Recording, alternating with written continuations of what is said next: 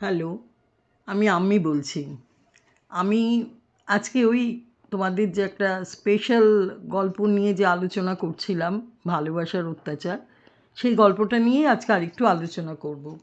তোমাদের মধ্যে থেকে আসামের স্টুডেন্ট যারা, তোমরা আমার কাছে রিকোয়েস্ট করেছো যে গল্পটার যে কোয়েশ্চেন আনসারগুলো আমি দিয়েছি, যদি সেগুলো আরও বড় করে আসে তাহলে তোমরা কিভাবে লিখবে। দেখো, আমি অনেকগুলোই বড় করে আনসার আগে লিখে দিয়েছি, তারপরেও তোমরা যেগুলো আমার কাছে জানতে চেয়েছো আমি মোটামুটিভাবে সেগুলো বলে দিই। এরপরে তোমাদের খুব একটা অসুবিধা হবে বলে আমার মনে হয় না।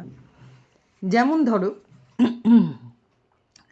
আমাদের তাহলে আমি বলি তোমাদের, তোমরা একটু ভালো করে শুনে নাও। আমি প্রথম কোয়েশ্চেন দিয়েছিলাম, মানুষের জীবনে ভালোবাসার প্রয়োজন কেন। তো এই সম্পর্কে আমি একটা আলোচনা করেছি।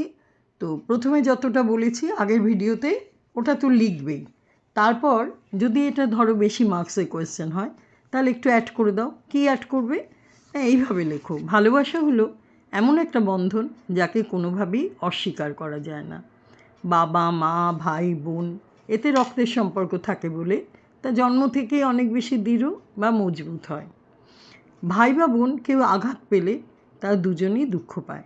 ঠিক তেমনি শিক্ষক এবং ছাত্রছাত্রীর সম্পর্কে এমন একটা সম্মান থাকে যে কোনো ছাত্র বা ছাত্রী তার শিক্ষক মানসিকভাবে আঘাত পেলেও কষ্ট পায়, শিক্ষকের পাশে থেকে তার মন ভালো করার চেষ্টা করে।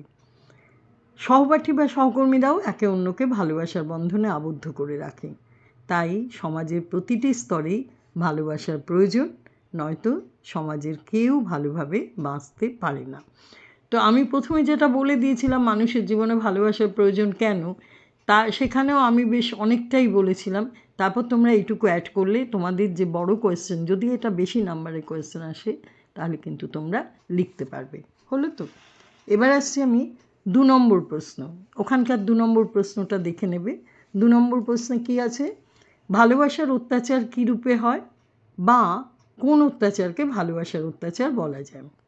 আমি আগের ভিডিওতে যে 2 নম্বর প্রশ্নের যে উত্তর দিয়েছি, তারপরে তোমরা একটা কাজ করো, দুটো উদাহরণ এতে দিয়ে দাও, তাহলে না অনেকটা বড় হয়ে যায় এবং উদাহরণগুলো খুব সুন্দর উদাহরণ, তোমাদের মনেও থাকবে আর এতে তোমরা মার্কসও বেশি পাবে যদি বড় করে আসে।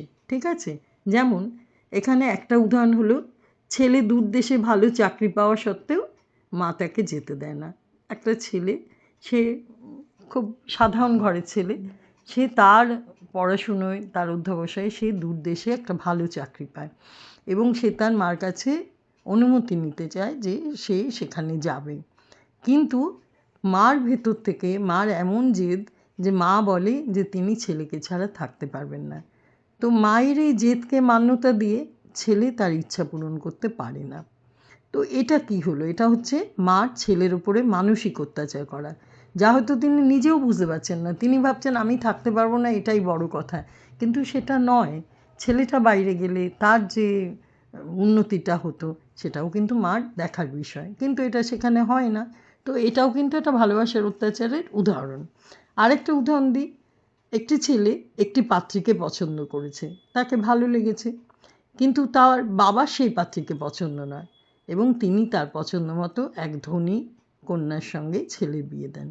ছেলেটির বাবা একবারও ভেবে দেখলেন না যে তার ছেলেটির পছন্দের কথা এবং জোর করে তার নিজের সিদ্ধান্ত চাপিয়ে দিলেন ছেলের উপরে। তার ছেলে তো যথেষ্ট বড় হয়েছে, একটা ছেলে যখন বিয়ে করতে চায় তখন তো তার যথেষ্ট সে বড় এবং তার নিজস্ব মতামত দেওয়ার জায়গাও আছে।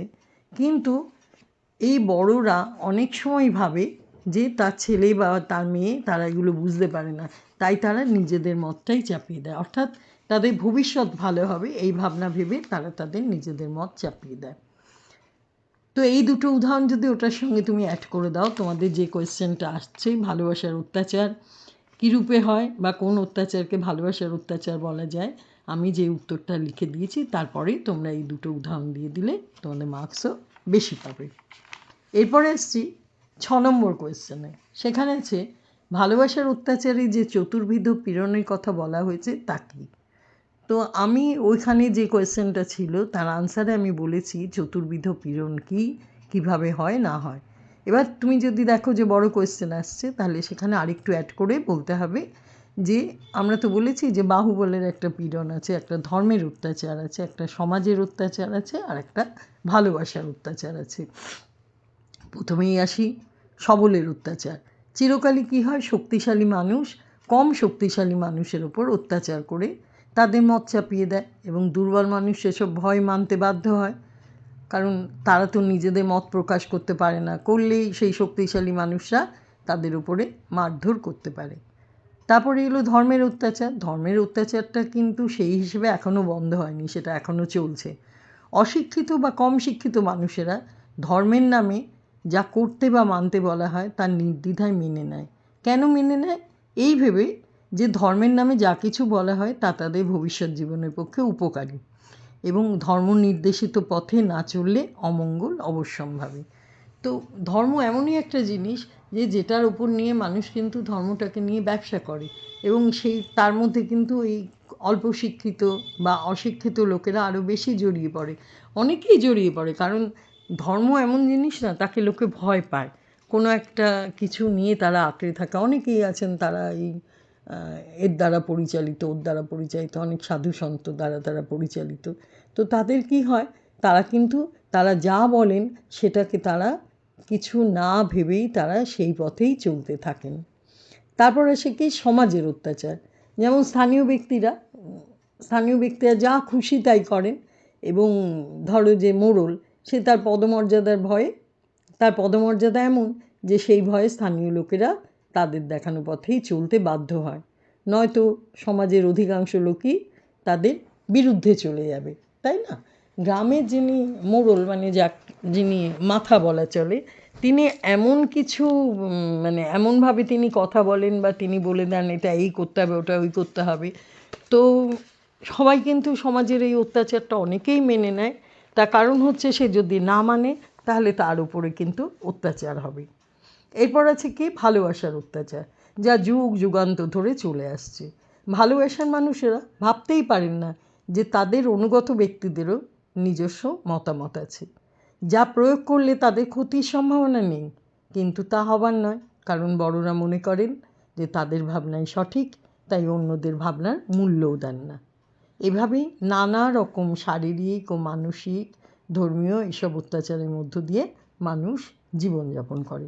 তাহলে কি করলে তুমি ওই যে আগে যে উত্তরটা আমরা দিয়েছি, ভালোবাসার অত্যাচারে যে চতুর্বিধ পীড়নের কথা বলা হয়েছে, সেটা সম্পর্কে আগের ভিডিওতে যে উত্তরটা দিয়েছি তার সঙ্গে এগুলো আরেকটু অ্যাড করে তোমরা দিতে পারো। এরপর আসছি 10 নম্বর প্রশ্নে, ভালোবাসার অত্যাচার নিবারণের উপায়।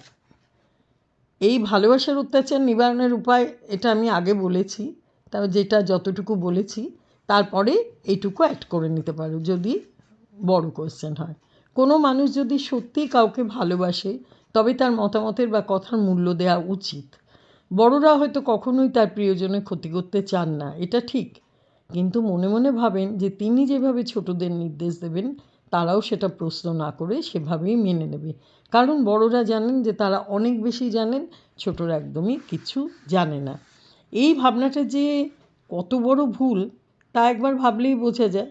পরিণত বয়সে মানুষের তো নিজস্ব মতামত থাকে না, গড়ে ওঠে, এবং তারাও চায় তাদের মা বাবারা তাদের মতামতকে গুরুত্ব দিন। স্বাভাবিকভাবেই তোমরাও সবাই চাইবে যে তোমাদের মতামতকে যেন বাড়ির লোকেরা গুরুত্ব দেয়।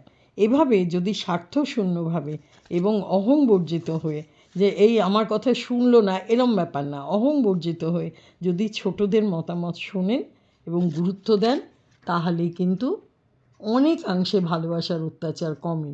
সহজ সুন্দরভাবে বেঁচে থাকতে হলে সবাইকে চালনা না করে তাদের মতামত শোনা উচিত।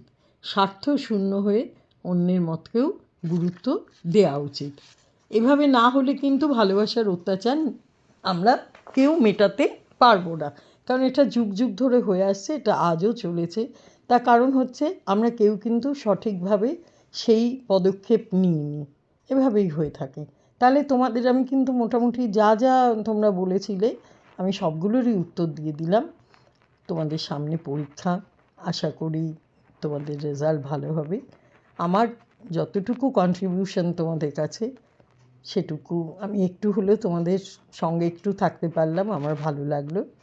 তোমরা আমার লেখাটা, আমার কথাগুলো শুনে নিও এবং আশা করি তোমরা বুঝতে পারবে। তাহলে কি তোমাদের কোনো বড় কোয়েশ্চেন লিখতেও অসুবিধা হবে না। বড় কোয়েশ্চেনে অনেক সময় চেষ্টা করো একটা দুটো উদাহরণ দিয়ে দিতে। যদি দুটো উদাহরণ দিয়ে দাও তাহলে কোয়েশ্চেনটা অনেক বড় হয়ে যাবে। তোমার মার্কস যদি ওদিকে বেশি থাকে তাহলে তুমি এখানেও মার্কসটা বেশি পাবে। ঠিক আছে? তাহলে তোমরা তোমাদের মতন লিখে নাও। আমি দুঃখিত যে তোমাদের আরও আগে দিতে পারিনি, কারণ আমি একটু ছিলাম না, তাই জন্যে। ঠিক আছে, তোমরা তোমাদের মতো উত্তরটা পেয়ে গেলে তোমরা তোমাদের মতন নিজেদের প্রিপারেশনটা নিয়ে নাও। তোমাদের পরীক্ষা ভালো হোক, তোমরা ভালো থেকো। এবার তাহলে আসি, ঠিক আছে?